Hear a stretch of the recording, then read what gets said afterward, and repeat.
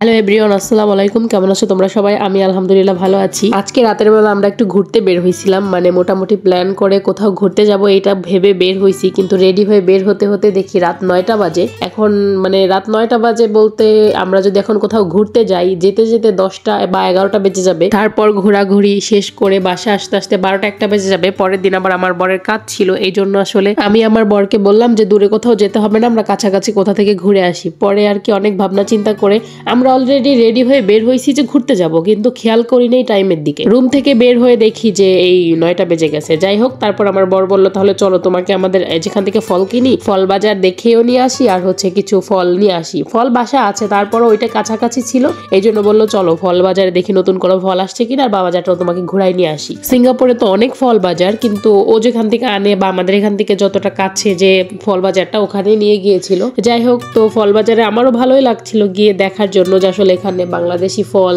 কেমন পাওয়া যায়, আবার বিদেশি ফল কোনটা, নতুন কোনো ফল আছে কিনা, বা কোন ফলের কিরকম দাম, এগুলো দেখার জন্য আমারও আগ্রহ ছিল। পরে আর কি চলে গেলাম ফল বাজারে। তবে একটা কথা আমি প্রথমেই বলি, আমি বিদেশে আসার পর থেকে মনে করেন যে সবকিছুর দাম এভারেজ বেশি বলেছি এবং বেশি দেখেছি, তবে সেই অনুযায়ী ফলের দাম মোটামুটি ঠিকঠাকই আছে, কারণ বাংলাদেশেও তো ফলের দাম প্রচুর। সেই হিসাবে বিদেশে সবকিছুর যেরকম দাম, ওইভাবে এভারেজ করতে গেলে ফলের দাম ঠিকঠাক। এর মধ্যে কিছু কিছু ফল আছে এখানকার নতুন, যেগুলো আমাদের বাংলাদেশে পাওয়া যায় না হয়তো, এরকম অনেক ফল আছে যেগুলো আবার অনেকটাই দামি। আমার ফলের মধ্যে হচ্ছে স্ট্রবেরি সব থেকে বেশি প্রিয়, এবং বাংলাদেশে লিচুর সিজনে যখন রাজশাহী লিচুটা ওঠে তখন লিচুটা আমার খুব প্রিয়।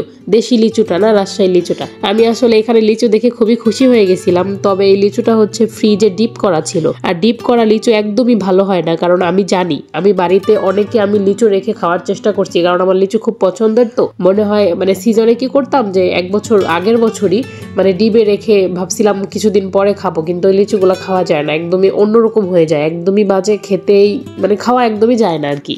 এই জন্য এই ফ্রিজের লিচু কেনার তো প্রশ্নই ওঠে না। যাই হোক, এই দেশের একটা গাব আছে, আমি গাব বলতে ওটার নাম আমি ঠিক জানি না, বাংলাদেশে গাব অনেকে চেনে কি চেনে না আমি জানি না। ওই গাবের মতো দেখতে এই ফলটা, কিন্তু খুবই মজা, আমার কাছে খুবই খুবই ভালো লাগে। আমি আগে অনেক খেয়েছি, সো এটা আমি এখানে আসার পরও খাইছি, কিন্তু আজকে আবার ওখানে দেখে, আমাদের বাসায় ফল ছিল, তারপরও তো ঘুরতে গেলাম, তো ফল তো কিছু নিতে হবে। তো প্রথমত আমার হাজবেন্ডকে বললাম গাব নেওয়ার জন্য। আর এখানে হচ্ছে ফলের দোকানে ফুলও পাওয়া যায়, কাঁচা ফুল পাওয়া যায়, তবে ফলের থেকে এভারেজ ফুলের দাম অনেক বেশি। এখানে ফুলের দাম প্রচুর বাংলাদেশের তুলনায়। তবে গোলাপ বা বাংলাদেশে অ্যাভেলেবেল যে ফুলগুলো সচরাচর দেখা যায়, এখানে আবার সেই ফুলগুলো না, এগুলো অন্য ফুল।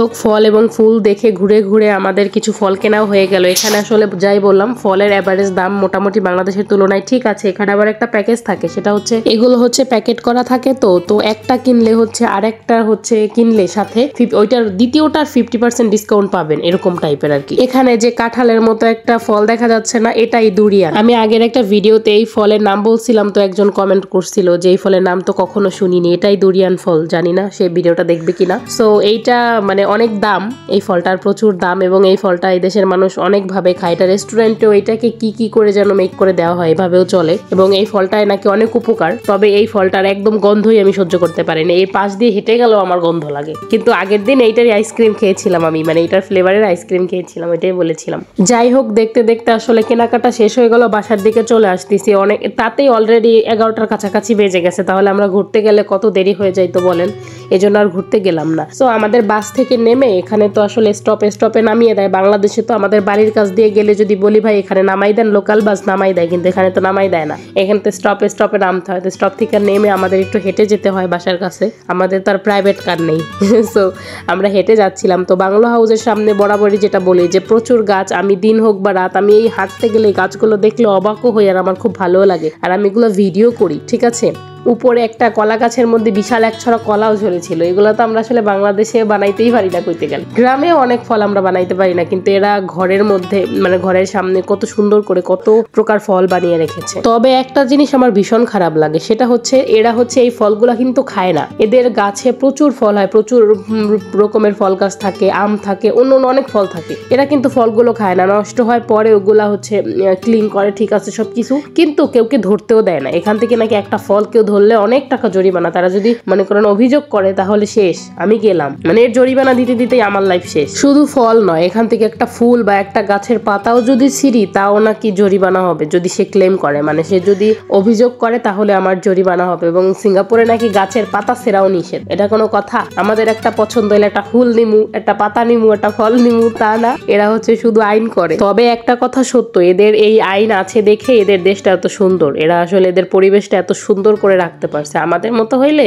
এত সুন্দর রাখা সম্ভব হইতো না। যাই হোক, বাসায় চলে আসছি। আর বাসায় আসছি মানে আগে আমি বললাম যে আমার সব থেকে প্রিয় ফল হচ্ছে এখানকার ওই গাবটা, আমার খুব ভালো লাগে এখানের এই গাবটা। সো আমি এসে আগে কাপড় চোপড় চেঞ্জ না করে আগে গাব খেতে বসে গেছি। যাই হোক, গাবটা অবশ্য আমি আবার ফাটাতে পারি না, এটা আমার হাজব্যান্ড ফাটিয়ে দেয়, কারণ এটার আবার প্রচুর কষ। আমাদের দেশের গাবেরও কিন্তু প্রচুর কষ, এই কষ যেখানেই লাগে ওই কষ কিন্তু উঠে না। আর এই সেম এটারও অবস্থা সেম, এটার কষ যেখানে লাগে সেখান থেকে উঠে না, কিন্তু পুরো দুইটার টেস্ট একদমই আলাদা। আমাদের ওখানটার টেস্ট আলাদা, এটার টেস্ট আলাদা, পুরোই ভিন্ন, ঠিক আছে। সো আমি আর কি খাওয়া দাওয়া করছিলাম এগুলো, কিন্তু মানে এমন হয় মাঝে মধ্যে আইনা রাখে 10 দিন হয়ে যায়, মানে এটা আবার অনেকদিন থাকলে শুকিয়ে গেলে ওইটা রস থাকে না, মজা লাগে না। আমি বসে যদি একবারে 1 কেজি 2 কেজিও ধরি খেয়ে ফেলতে পারি, কিন্তু হয় কি ওই মাঝে মধ্যে আলসামির জন্য খাওয়া হয় না। তবে এই ফলটা একদিনে ওই রাতেই কভার করে ফেলছিলাম। যাই হোক, ভিডিওটা এখানে শেষ করলাম, সবাই ভালো থাকবেন, খোদা হাফেজ।